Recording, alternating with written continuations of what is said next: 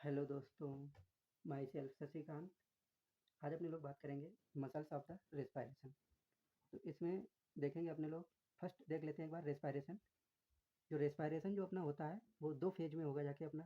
पहला क्या होगा, जैसा कि अपने लोगों ने पिछले वीडियो में देखा था, इंस्पायरेशन एंड एक्सपायरेशन। इंस्पायरेशन जो होगा जाके उसमें क्या होगा, कॉन्ट्रैक्शन ऑफ द डायफ्राम। जो डायफ्राम की मसल्स होंगी, फ्रेनिक मसल्स, उसमें कॉन्ट्रैक्शन होगा।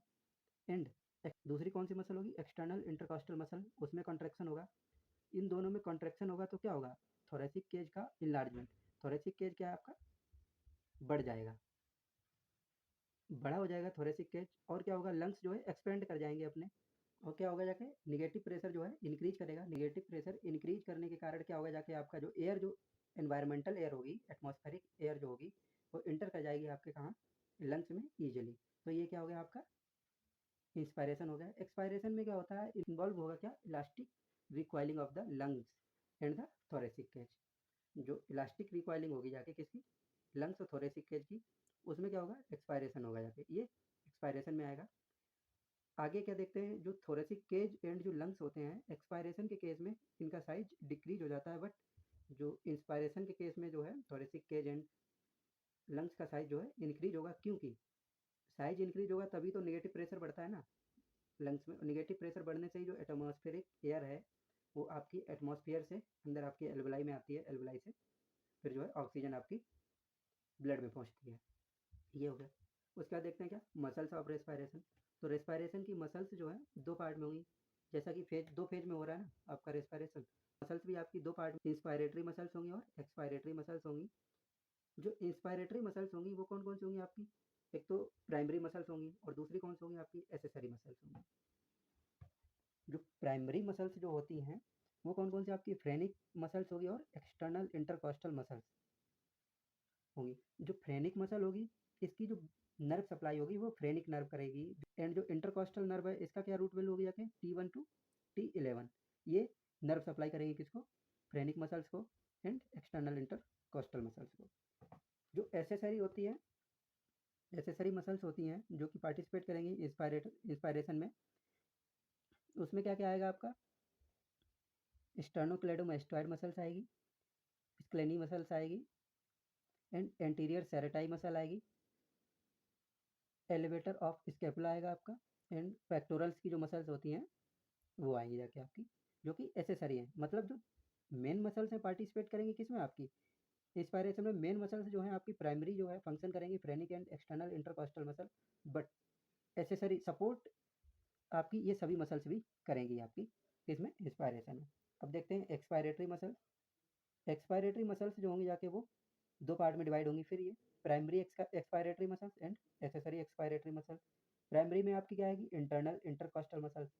ध्यान रखिएगा, जो एक्सटर्नल इंटरकॉस्टल मसल है वो आपकी इंस्पायरेशन में आएगी। जो एक्सपायरेशन में जो आएगी वो आपकी इंटरनल इंटरकॉस्टल मसल्स आएगी, जिसको सप्लाई करेगी, नर्व सप्लाई जिसकी जो होगी जाके इंटरकॉस्टल होगा जाके। जो एसेसरी एक्सपायरेटरी जो मसल्स होंगी जाके अपनी, उसमें जो आएगी अपनी कौन कौन सी, एब्डोमिनल मसल्स आएंगी। यहाँ पे फिर एक चीज़ ये आती है, जो प्राइमरी रेस्पिरेटरी मसल्स जो आपकी होंगी जाके, वो रिस्पॉन्सिबल होंगी किसके लिए, अपने थोरेसिक केज के लिए। साइज जो इंक्रीज कराएगी किसका, थोरेसिक केज के साइज इंक्रीज के लिए रिस्पॉन्सिबल होंगी। एंड ये पार्टिसिपेट करेंगी, कब पार्टिसिपेट करेंगी, जब नॉर्मल ब्रीदिंग अपने लोग कर रहे होंगे तब प्राइमरी मसल्स आपकी पार्टिसिपेट करती हैं। जो एसेसरी, एसेसरी कौन कौन सी, accessory expiratory and accessory inspiratory जो मसल्स हैं वो आपकी पार्टिसिपेट जब करती हैं, फोर्सफुल एक्सपायरेशन करेंगे तो प्राइमरी जो इंस्पायरेटरी एंड एक्सपायरेटरी मसल्स हैं उनके साथ जो है पार्टिसिपेट करेंगी आपकी कौन सी, accessory muscles. Accessory muscles participate करके जो है आपका कराती हैं फोर्सफुल एक्सपायरेशन करवाती हैं। तो कहने का मतलब ये है यहाँ पे कि जो एसेसरी रेस्पिरेटरी मसल्स होंगी वो प्राइमरी रेस्पिरेटरी मसल्स के साथ में पार्टिसिपेट करके फोर्सफुल एक्सपायरेशन करवाती हैं। ये चीज़ है इसका मतलब। उसके बाद में देखते हैं अपने लोग मूवमेंट देखेंगे यहाँ पे। रेस्पिरेशन के टाइम पे जो मूवमेंट होगा जाके आपका, तो दो प्लेस पे होगा। एक तो क्या, थोरेसिक केज में होगा मूवमेंट आपका, दूसरा कहाँ, लंग्स में होगा। तो थोरेसिक केज जो होगा इसमें क्या होगा, इनलार्जमेंट होगा, बड़ा होगा जाके ऑफ द का थोरेसिक केज है, इनलार्जमेंट ऑफ थोरेसिक केज होगा। थोरेसिक केज में इसकी जो इनलार्जमेंट की वजह से क्या होगा, आपका डायमीटर जो होगा वो इंक्रीज हो जाएगा। डायमीटर जो इंक्रीज होता है इसके पीछे का रीजन ये है कि आपका जो एंटीरियो पोस्टीरियर है वो इंक्रीज होगा जाके। तो मतलब जो अपने लोग चेस्ट में देखेंगे स्टर्नम साइड में और पीछे बैकबोन वर्टिब्रा के साइड में क्या है इंक्रीज हो जाएगा जब अपने लोग इंस्पायरेशन करेंगे। तो उसके बाद में ट्रांसवर्स जो हॉरिजॉन्टल सेक्शन होगा जाके वो भी आपका जो है इंक्रीज कर जाएगा जाके। एंड वर्टिकल जो डायमीटर होगा वो भी आपका इंक्रीज कर जाएगा जाके। वर्टिकल डायमीटर इसलिए इंक्रीज करेगा क्योंकि जो अपना डायफ्राम होता है वो नीचे की तरफ आपका पहुंच जाएगा। जब जैसा कि अपने लोगों ने इसमें देखा था, जैसे ये मान के चलिए ये आपका डायफ्राम है। जब अपने लोग सांस लेंगे तो क्या लंग्स जो है बाहर की तरफ आएंगे, तो क्या ये नीचे की तरफ डायफ्राम आ जाएगा। जब ये डायफ्राम नीचे की तरफ आ जाएगा तो ये बढ़ जाएगा ना डायमीटर, और लंग्स जो है साइड से भी जो है बढ़ जाएगा। तो ये ट्रांसवर्स भी बढ़ जाएगा, एंटीरियर एंड पोस्टीरियर आगे भी बढ़ेगा और आपका पीछे भी बढ़ेगा जाके। तो ये चीज़ें भी आपकी डायमीटर में तीन चीज़ें बढ़ती हैं। तो एंटीरियर और पोस्टीरियर दोनों साइड बढ़ेगा, तो एंटीरियर पोस्टीरियर डायमीटर बढ़ जाएगा। एंड ट्रांसवर्स साइड में भी एयर जब ज़्यादा होगी वॉल्यूम यहाँ पे तो ट्रांसवर्स साइड बढ़ जाएगा, और जो डायफ्राम जो है पुश हो जाएगा आपका किधर नीचे साइड में, तो वर्टिकल डायमीटर भी आपका बढ़ जाएगा। तो इतनी चीज़ें क्या है, ये तीन चीज़ें जो बढ़ती हैं आपकी थोरेसिक केज में।